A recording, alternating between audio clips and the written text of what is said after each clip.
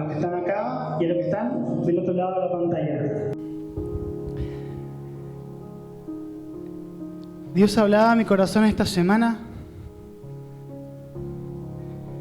de una manera un poco extraña, porque cuando Él está quieto, Él está trabajando. Y muchas veces cuando uno trae la palabra, hay palabras más sencillas que decir. Hay palabras que son, llámese proceso, llámese falta de fe, perdón. Es más fácil. Pero cuando el Espíritu Santo te confronta para hablar de un tema, que es la cruz, es un poquitito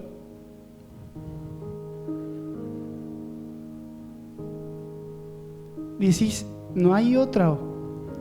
Y bueno, la cruz confronta nuestra realidad. La cruz provoca en nosotros cambios. Y esos cambios, si no está preparada nuestra alma, creo que fracasaremos en el intento. Y entonces empecé a preguntarme, ¿quién fue ese Jesús que fue colgado de la cruz, que pendió de un trozo de madera? Meterme en el contexto de la historia, porque Dios hablaba a mi corazón y decía, Pablo, hay una generación, vos que estás del otro lado, hay una generación que no conoce, que no quiere conocer al que colgó de la cruz. Y entonces me tuve que poner en contexto y en San Mateo, capítulo 27, quiero ser breve porque voy a contar la historia, pero empieza Jesús ante Pilato, Jesús culpable ante los ojos de los hombres, delante de un gobernador que tenía el anillo que sellaba todo, que simplemente con un pulgar para arriba o un pulgar para abajo tomaba todas las decisiones. Por su orgullo, sabiendo que verdaderamente el rey de los judíos era el que estaba enfrente de él, siendo alertado por los sueños de su mujer, siguió por tomar una decisión que él creyó conveniente, pero lavarse las manos no era la solución, porque casi es la palabra más triste del diccionario. Casi es la palabra llena de fracasos, llena de desazones, llena de cosas inconclusas. Y este líder decidió optar por el casi liberar a Jesús, por el lavarse las manos y allá ustedes. Y seguía la historia. Me imagino que en el versículo 24 cuenta levemente cómo él intentó calmar su culpa con una palangana vacía, pero la conciencia estaba ahí. Pero él tenía miedo de terminar él en la cruz, porque él merecía, porque él es pecador, igual que yo, igual que vos. Sigue la historia que Jesús llegó al pretorio, fue golpeado, y cuenta la historia que los romanos habían matado tantos judíos que no alcanzaban las cruces, no alcanzaban los sepulcros. La gente temía, y Jesús llegó a ese lugar con ojos de amor. A pesar que era golpeado con las herramientas más hostiles, Jesús seguía mirando con ojos de amor. Cuando salía del pretorio y se iba al camino al Gólgota, llegó un punto que Jesús se desvaneció, porque Él fue hombre como yo, como vos, y se cayó al suelo. Y hubo un africano, Simón de Cirene, que pudo ver a Jesús con ojos nuevos y lo obligaron a llevar la cruz. Pero esta persona, camino al Gólgota, pudo sentir la cruz de Jesús, pudo sentir la sangre de Jesús, y estoy seguro que su vida jamás fue igual. Después, en el contexto, reseña cómo había soldados romanos que estaban debajo de la cruz, repartiéndose con unos dados las pertenencias de nuestro Señor. Y eso me da a entender muchas veces a la misma religión, porque hay personas que quieren tener cosas de Jesús estando tan cerca de la cruz, pero lejos. Cerca de la cruz, lejos de Jesús. Qué triste estar tan cerca. En muchos templos después del siglo V cuenta la historia que todas las iglesias empezaron a poner una cruz. En este caso no está. Hay iglesias que tienen forma de cruz. Y la gente, los espectadores, como este caso, mucha gente veía cómo le sacaban a Jesús del pretorio, cómo jugaban los soldados con los dados, con la ropa de Jesús, y se mantenían mirando de lejos, siendo que el que tenía la respuesta a la salvación de todos nosotros pasaba caminando para enfrente. Esos espectadores, la conciencia quizás les llevó a poner cruces en todas las iglesias, en todas las religiones,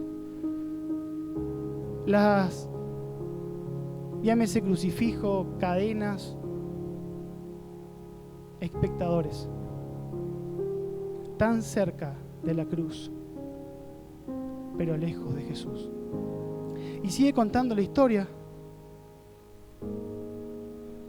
que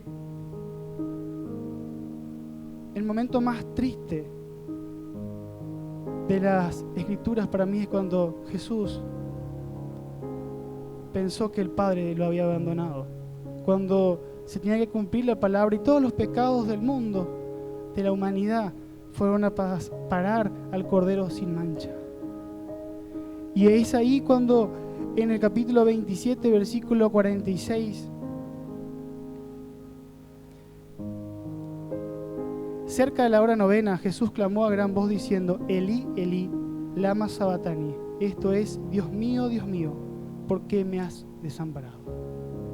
Todos los pecados de la humanidad fueron a parar sobre él. Pero Jesús tuvo poder sobre la vida y se entregó su espíritu. Él no en ningún momento murió, él simplemente cumplió lo que el papá a él le mandó a hacer. Entonces Dios hablaba: esto es lo que pasó. Hay una generación, Pablo, que no entiende. Salí a preguntar a gran parte de la sociedad, llámese adolescentes, jóvenes, ¿qué es la cruz? Y sinceramente te van a decir lo que está colgado en mi auto, lo que está colgado en el fondo de una iglesia. Ahora, ¿conoces al que está colgado de la cruz? Y está pasado de moda. La cruz confronta. Y ni saben que confronta porque no entienden lo que pasó en esa cruz.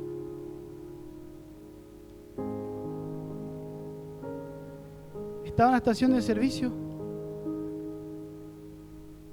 y no sé por qué el playero me pasó la tarjeta de débito y me dijo, no me preocupo por el virus, igual me voy al cielo.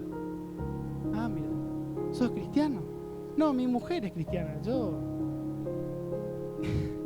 ¿Qué pensás, me dijo? No, que la salvación es individual. Ah, sí, pero ella va todos los domingos. Ah. Y ahí pensé, nacer en un garage no te hace un auto. Sentarte en un bidón de nafta no te va a llevar a ningún lado. La salvación es individual. Y si Cristo no vive, la cruz no significa nada. Pero Cristo vive, porque resucitó al tercer día. Pablo decía, me glorío en la cruz. Pablo era uno de los más emblemáticos de la época. Se podía gloriar en lo que él hacía, en los estudios que tenía, en las lenguas que él hablaba. Pero se gloriaba en la cruz. Y yo quiero que nos pongamos en contexto. Hoy no estamos en el 2021, hoy estamos en el Gólgota. Y quiero que mires para adentro y que me digas qué figura sos. Si sos como Pilato, que te quedás como casi fuiste salvo, casi. Si sos como los romanos soldados que estaban debajo de la cruz, jugando con las ropas de Jesús, tan cerca de la cruz, pero lejos de que colgaba de ella. A veces hay cosas que pensamos que estamos cerca de ese Dios porque venimos todos los domingos a la iglesia, porque cumplimos con la rutina, porque pensamos que ofrendar, diezmar es suficiente. O simplemente somos espectadores. Espectadores son los que miran de lejos, los que no tienen compromiso con nada, los que prefieren no hablar, prefieren mantenerse en lo de bar, en un sitio de no palabra. Ahora yo me identifico con Simón de Cirene, porque vio a Jesús con ojos nuevos, porque llevó esa cruz. Yo me imagino que cargó esa cruz y fue caminando y sentía pesada. Esa cruz no sé cuántos kilos pesará. Yo creo que si ahí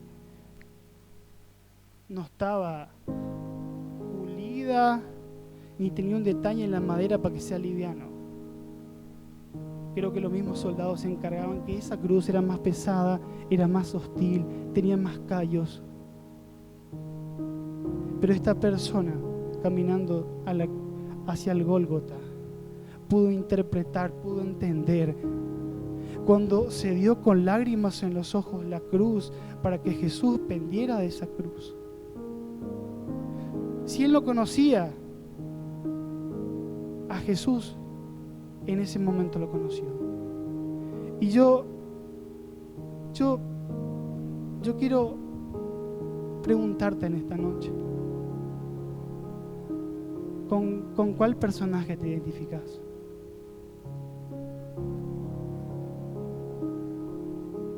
Nosotros hemos pasado muchos años de iglesia, muchas campañas, donde el pastor decía, dale, abrile la ventanita, abrile la puerta. Dios está a la puerta y llama.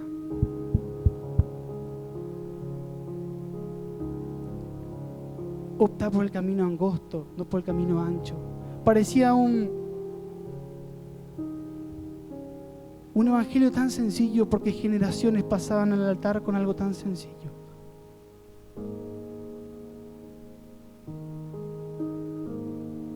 Y Dios puso en mi corazón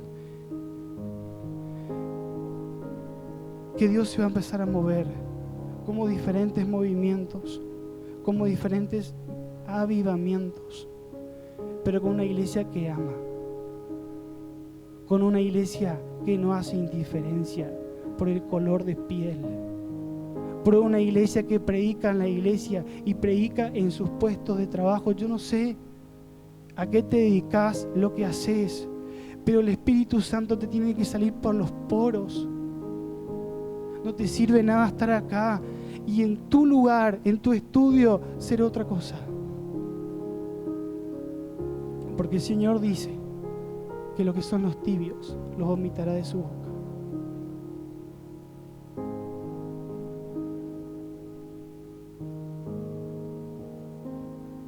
Y si vos decís, mirá, yo en mi vida toda una vida fui un espectador,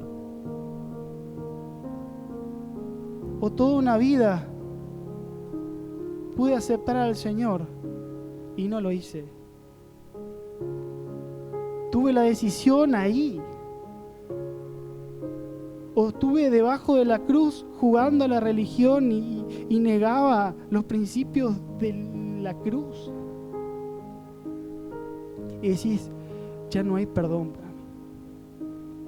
Ese Jesús no me va a mirar con ojos nuevos. Yo te quiero decir, mirá, si pensás eso, pensá en esa persona que estaba siendo crucificado al lado de Jesús. Esa persona molida, ensangrentada, con dolores de pecho y de alma, acudió a su último recurso, el mejor recurso que hubiera recurrido. ¿Y qué le dijo Jesús? Hoy mismo estarás conmigo en el paraíso. El velo de gracia sigue estando intacto. Ahora yo te pregunto, vos que estás del otro lado, ¿dónde vas a pasar la eternidad? ¿La tenés clara? ¿O lo que está en tu computadora o lo que está en tu celular es más fuerte y te quita la unción todo el día, todo el tiempo, y te sentís tan sucio que no tenés perdón?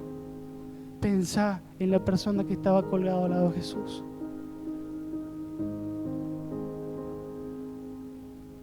Jesús hoy te mira con ojos nuevos.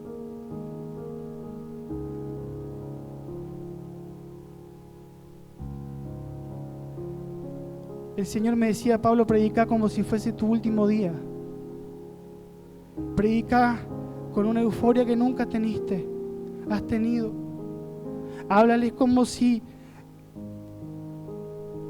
Y ponía esto. Esto es un caso verídico que le plantearon a un pastor muy reconocido. Y le dijeron, mirá, si hoy te permitirías volver al tiempo, al 10 de septiembre de 2001, antes de las Torres Gemelas, y verías las dos torres, y Dios te permitiría que subas a las torres, que camines por ella y que veas los ascensores, las secretarias, los empresarios, los administrativos, los contadores, los abogados, la familia, los niños. Y te daría Dios 24 horas para predicar del amor de Cristo.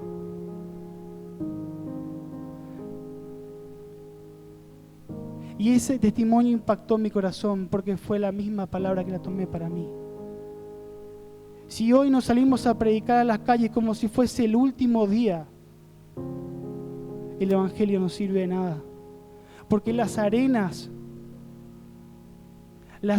del reloj de los cielos se están por terminar, y va a llegar el día que el Hijo del Hombre va a venir a buscar y a salvar lo que se había perdido.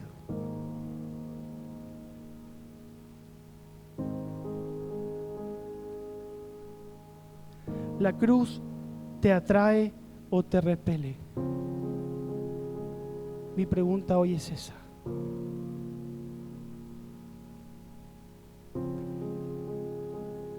Cuenta en la Biblia de un joven rico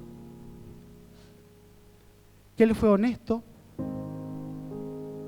se cree que se mantuvo puro, hizo todos los deberes y le vino a preguntar a Jesús, ¿qué más tiene que hacer para heredar la vida eterna?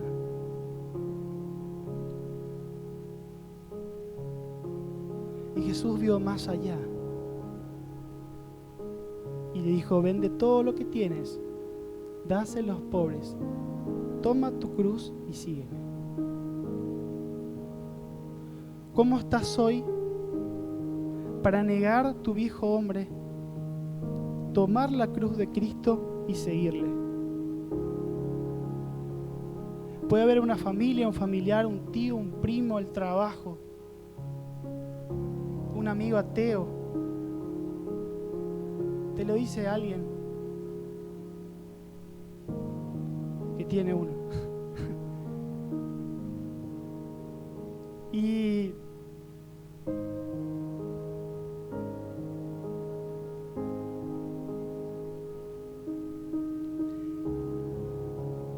el pecado afecta a la mente.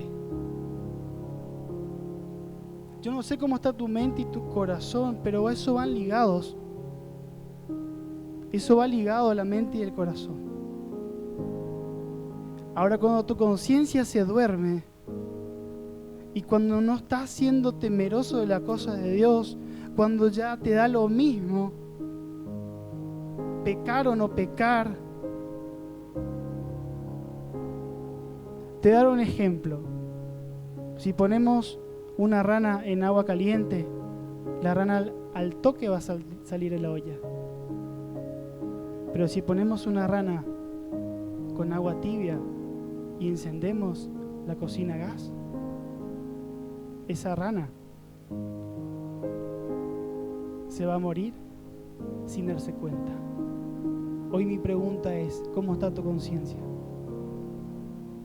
¿Está muerta?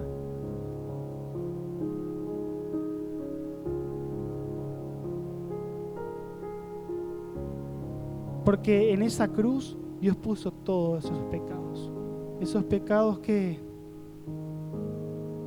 decís son más fuertes que yo. Los tengo bien guardados, pero hay alguien que todo lo ve.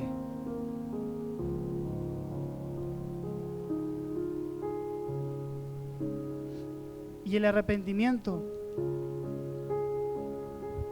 es una condición indispensable para permanecer en el reino.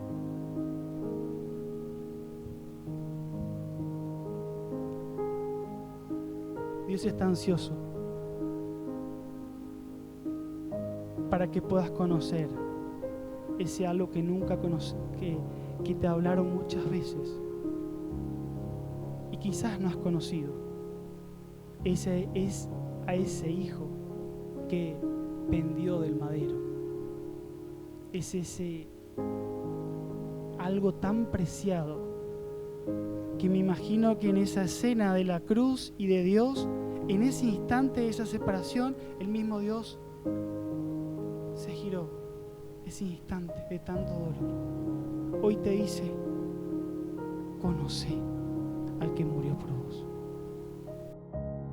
Muchas gracias por conectarte y quiero invitarte a que si este mensaje fue de bendición a tu vida lo puedas compartir con todos tus amigos, con todos tus contactos. Y si te querés poner en contacto con nosotros o por consejería, escribinos al número que aparece en pantalla. Queremos charlar con vos y queremos acompañarte. Muchas gracias por estar del otro lado. Te mandamos un abrazo muy pero muy fuerte. Que Dios te bendiga.